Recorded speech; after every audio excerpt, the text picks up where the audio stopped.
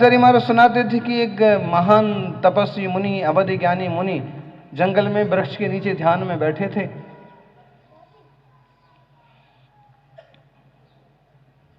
कि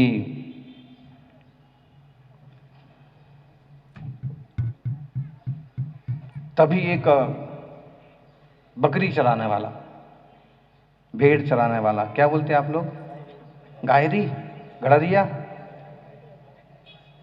और वो आहार को गए तो उसने भी सोचा कि बहुत भूख लगी है, तो घर तो कितनी दूर है और बहुत भूखे हूं और क्या मिलेगा ना, लेकिन ये कौन है, ये क्या करते हैं, मेरे पास तो फिर भी एक गमछा है लपेटने को, इनके पास तो फिर भी इतने सुखी दिख रहे हैं, आनंदित दिख रहे हैं, मामला क्या है।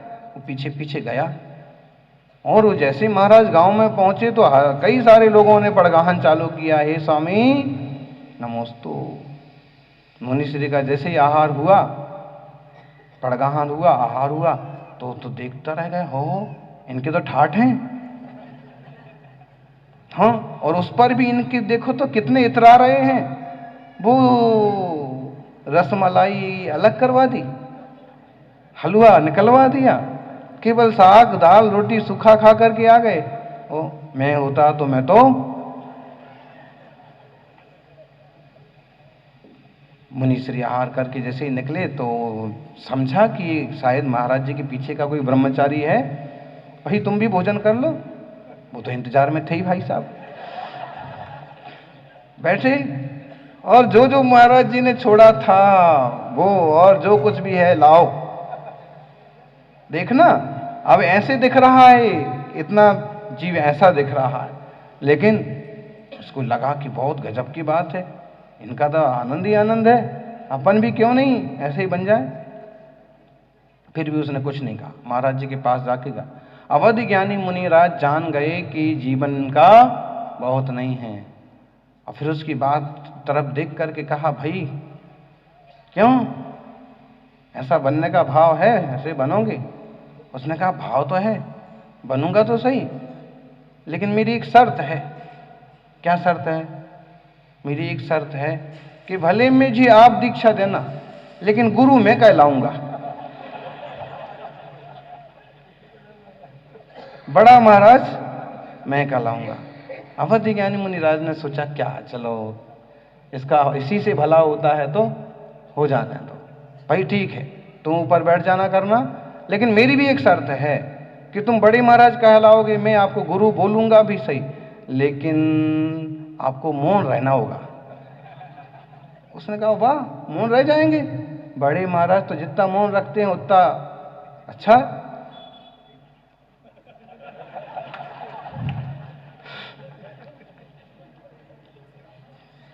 मुनि महाराज ने समझा दिया कि गुरु तो ज्यादा से ज्यादा मौन रखते हैं, आप भी मौन रख लो। मौन रख तो लिया। एक दो दिन बीते नहीं कि तीसरे दिन राजा दर्शन को आया। राजा लवाजमे के साथ दिगंबर मुनि के दर्शन को आया तो मुनिराज को नमन किया और पहले वंदन किया, उपदेश के लिए निवेदन किया, और साथ में पूछा कि पहले हम दर्शन को आए थे तो ये नहीं थे, कौन है? मुनिवर तो मुनि अवधि ज्ञानी। उन्होंने कहा कि ये हमारे गुरु हैं। राजा ने कहा आपके गुरु? हाँ हमारे गुरु हैं। कब आए? बस आ गए। कहाँ से आए हैं? जैसे भी हैं बस हैं। राजा ने कहा कि प्रभु जब आपका प्रवचन इतना मंगलमय है, सबका संताप हर लेता है, तो इनका? उन्होंने कहा इनका प्रवचन भी बहुत गजब का होता है, लेकिन ये मौन रहते हैं। तभी हुआ क्या कि किसी बकरी भेड़ वाले की गाय बकरियां इधर उधर घूमती हुई वो उसी तरफ आने लगी। वो एक बार देखा, दो बार देखा, तीसरी बार तो रहा ही नहीं गया उनसे, और जैसे वो बकरी वाले बोलते हैं तर, तो उनके मुंह से भी निकल पाया तर। राजा बोले कि महाराज आप तो कह रहे थे कि ये मौन रहते हैं हमेशा, और अभी तो कुछ बोले। अब मुनि देखो ज्ञानियों की महिमा कि अज्ञानियों के दोष भी कैसे ढांक लेते हैं। उन्होंने कहा महाराज राजन सौभाग्यशाली हो आप, ये कभी नहीं बोलते, लेकिन आपका भव्यता देख करके इन्होंने कहा तर माने तर जाओ संसार से। राजा भी सरल स्वभाव था, उसने कहा जी महाराज दे ही दो दीक्षा।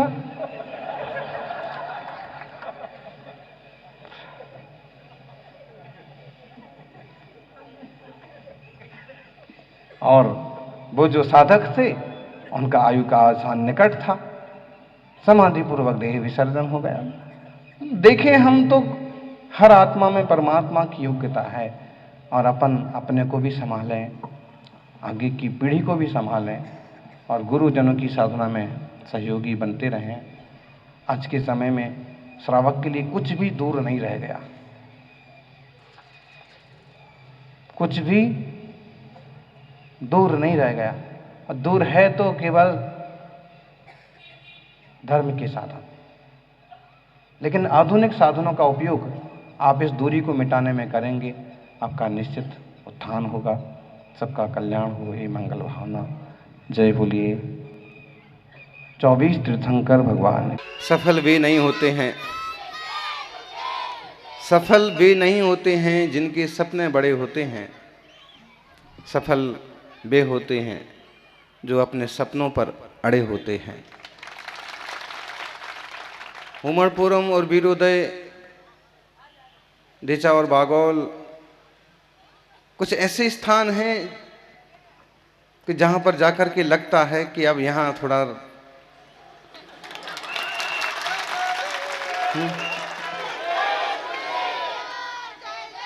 वो गीत है ना कि अब रुक जा यहीं, जो यहाँ है वो कहीं पे नहीं। और सच है जो वीर भगवान के शासन में है तो दुनिया में कहीं भी नहीं है। सौभाग्यशाली हैं आप लोग कि इस पावन प्रांगण को विकसित कर रहे हैं। आचार्य प्रवर श्री विद्यासागर जी महाराज का आशीर्वाद और मुनिवर सुधा सागर जी का पुरुषार्थ प्रेरणा, आप सब लोग जो मिलजुल करके कर रहे हैं, भगवान वीर जिन शासन की प्रभावना के निमित्त से ये कार्य महत्वपूर्ण है और निश्चित रूप से सफलता की सीढ़ियां अपन चढ़ते जाएंगे। जिन आलय होंगे, जिन मंदिर होंगे, लेकिन इतने बड़े प्रशस्त प्रांगण को देख करके और एक शहर के बहुत निकट देख करके, जहाँ की मुनियों की बसती का के निमित्त तो काम आएगा ही आएगा, साधना के लिए काम आएगा ही आएगा। अगर यहाँ पर भाग्योदय की तरह कोई वीरोदय हॉस्पिटल बने और प्रतिभा स्थली की तरह कोई स्कूल बने तो इसकी महिमा गरिमा कई गुनी बढ़ जाएगी और हम आम जनता को और दूसरे लोगों को भी अपने जिन शासन के कुछ सूत्र सेवा के माध्यम से सिखा पाएंगे, पिला पाएंगे, लोगों को हम बदल पाएंगे। जैन समाज एक तरह से छोटा समाज कहलाता है, विचारों में दुनिया का सबसे ऊंचा समाज और गिनती में देश का छोटा समाज। लेकिन फिर भी अगर हमने ये कुछ चीजें अपनाई कि हम जिनालय और पंच कल्याणकों की प्रतिष्ठा के साथ साथ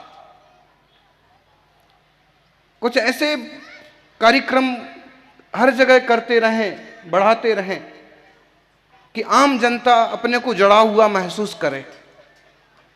हमें लोगों के धर्म नहीं बदलना है जैसे कुछ मिशनरीज बदलते हैं, लेकिन हमें लोगों का सोच बदलना है। वो जो पालते हैं, मानते हैं, माने, लेकिन उनकी जीवन शैली बदल जाए। उसके लिए जरूरी है कि जैसे और लोगों ने, उनने तो अपनी संख्या बढ़ाने के लिए सेवा ही धर्म और अस्पताल स्कूल खोले, लेकिन हम लोगों के जीवन को ऊंचा उठाने के लिए धार्मिक प्रोग्राम के साथ साथ ये कुछ करते रहेंगे तो निश्चित रूप से हमारी जो पकड़ आम लोगों से थोड़ी कम होती जा रही है वो वापस बनी रहेगी और लोगों को जैन धर्म और जैन समाज के प्रति प्रेम, श्रद्धा और समर्पण का भाव बढ़ेगा। वीर भगवान ने कहा है जियो और जीने दो। ऐसे में हम उनके आदर्शों को सुन करके, उनके आदर्शों को समझ करके जीवन में धारें। और हम उनका जिन्नालय इसलिए बनवाते हैं क्योंकि वे हमारे आदर्श हैं। आप अपने पिताजी का फोटो लगाते हो और उतना अच्छा, उतना बड़ा लगाते हो जितना पिताजी से प्यार रहा हो या जितना उन्होंने तुम्हें दिया हो। देखो, ये संसार स्वार्थी है। कभी कभी दिनेश बोलते हैं कि बाणिया तो स्वार्थी होता है महाराज जी। और बाणिया क्या है, जीव मात्र में एक तरह से संसार दशा में लोभ पड़ा हुआ है। ऐसे बिना स्वार्थ के कोई कुछ नहीं करता। अगर हम भगवान का भी फोटो लगाते हैं तो इसलिए लगाते हैं कि उन्होंने वह मंगलमय मार्ग हमें बताया और वीतरागता का मार्ग हमें बताया जिससे इस जीव का कल्याण होता है, आत्मा परमात्मा होता है। अगर उन्होंने ये मार्ग न दिया होता तो आज यह जैन शासन, जैन धर्म और देश और दुनिया में अहिंसा नहीं होती। इसलिए हम महिमा करते। वीरोदय, महाकवि आचार्य ज्ञान सागर जी ने वीरोदय नाम से एक बड़ा काव्य लिखा है। उसमें वीर भगवान महावीर स्वामी का जीवन चरित्र उन्होंने काफ़ी गंभीरता से संस्कृत भाषा में हिंदी अनुवाद के साथ प्रकट किया है। वीर भगवान 2545 साल पहले, 46 साल पहले हमारे बीच से चले गए, लेकिन उनकी अवदान जो है, उनकी कृपा जो है, उनका शासन वो आज भी जीवंत है। बहुत बार हम कहते हैं कि दुनिया में शासन आते हैं चले जाते हैं, सत्ताएं हर 5 साल में 10 साल में बदल जाती हैं, लेकिन महावीर स्वामी का अहिंसा शासन ऐसा है कि 2500 साल से चल रहा है और तब तक चलता रहेगा जब तक चूल्हे में आग जलेगी, जब तक रोटी सेकी जा सकेगी तब तक जैन धर्म की जय बोली जाती रहेगी। जिस दिन अग्नि लुप्त होगी उस दिन मुनि लुप्त होंगे, जिस दिन मुनि लुप्त होंगे उस दिन कहलाएगा कि अब वीर शासन। वो सब जिम्मेदारी हमारी है, आपकी है कि अपन बहुत विवेक के साथ मिलजुल करके इस शासन को आगे बढ़ाएं। बांसवाड़ा का बड़ा सारा प्रोग्राम, पंचकल्याणक महोत्सव अच्छे से संपन्न हुआ और हमें इस मुनि सुब्रत स्वामी के पंचकल्याणक का कुछ ज़्यादा सुकून है, कुछ अच्छा लगा ज़्यादा। माना कि इससे बहुत बड़ा मोहन कॉलोनी में हुआ, मोहनलाल जी की कॉलोनी है,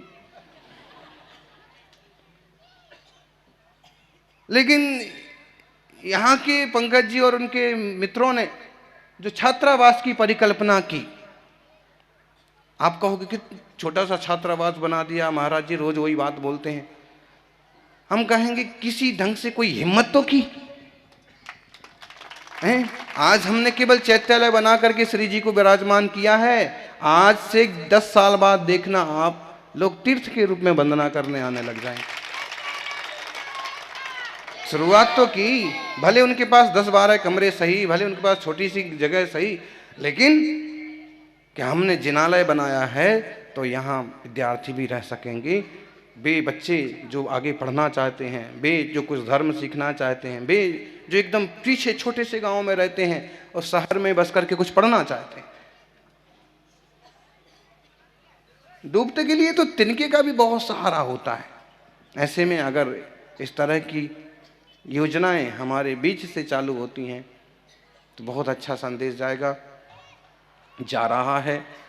उमड़पुरम आप सब भी थे ही, हमारा भी योग बना और इस तरह की जो सोच पैदा हो रही है समाज में, ऐसे हमें लगता है कि अगर हम इस तरह से कदम बढ़ाते रहे और हर 150 किलोमीटर के बीच में हमने एक ऐसा सेंटर बनाया, शिक्षा, स्वास्थ्य और जिन मंदिर, निश्चित रूप से हजारों साल तक हमारे समाज को कोई नीचा नहीं दिखा सकता, क्योंकि हमारे सिद्धांत, भगवान महावीर स्वामी के सिद्धांत तो इतने गजब के हैं कि विश्व आज भी उसका अनुसरण करे, हम पहुंचा नहीं पा रहे हैं।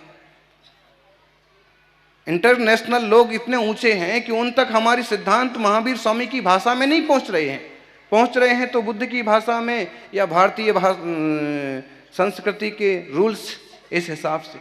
बाकी ये मालूम पड़े कि सारी चीज़ें महावीर स्वामी की दी हुई हैं, तो बताइए क्या नहीं दिया है? अनेकांत दिया है जिससे हर आदमी जुड़ के रह सकता है। हमारे यहाँ कभी कभी कम बुद्धि वाले लोग लड़ भिड़ लेते हैं, लेकिन लड़ने भिड़ने जैसा कहाँ क्या है? अनेकांत तो कहता है कि वस्तु व्यवस्था को समझो। कई तरह के लोग हो सकते हैं और कई तरह की उनकी थिंकिंग हो सकती है, और जिनके जरा से भी आचार विचार मिले उनसे मिलके रह लो। समझना, किन गुरुजी के पास उसकी रुचि है, किस जिनालय में जाकर के आनंद से उसको भक्ति करने का प्रेम है, और किस ढंग से उसको पूजा में आनंद आ रहा है, ये बातें उतनी महत्वपूर्ण नहीं है जितनी कि ये जितने सारे जैन हैं सबके सब साधर्मी भाई हैं, ये ज्यादा महत्वपूर्ण है। जिन शासन को जो भी माने, आज एक आदिवासी अगर मानने लग जाए कि मैं अहिंसा को मानता हूं, हम उसको धर्म के भाई के रूप में स्वीकार करना हमें कोई संकोच नहीं। उसका खान पान सुधर गया है, उसका आचार विचार सुधर गया है, उसने जो सिद्धांत है अध्यात्म के, अहिंसा के, धर्म का भाई है, साधर्मी भाई है, ये हमारा। ये मोक्ष मार्ग पर हमारे कदम से कदम मिला के चल रहा है। कभी जिस दिन हमें सिद्धि होगी, और हो सकता है कि हमारे पहले हमारे साथ इसको भी हो जाए। इसलिए हम लोगों ने कभी ये तो भेदभाव रखा ही नहीं है कि कोई पराया है भी। महावीर स्वामी ने तो घुट्टी में ये पिलाया है कि सब हमारे हैं और हम सबके हैं।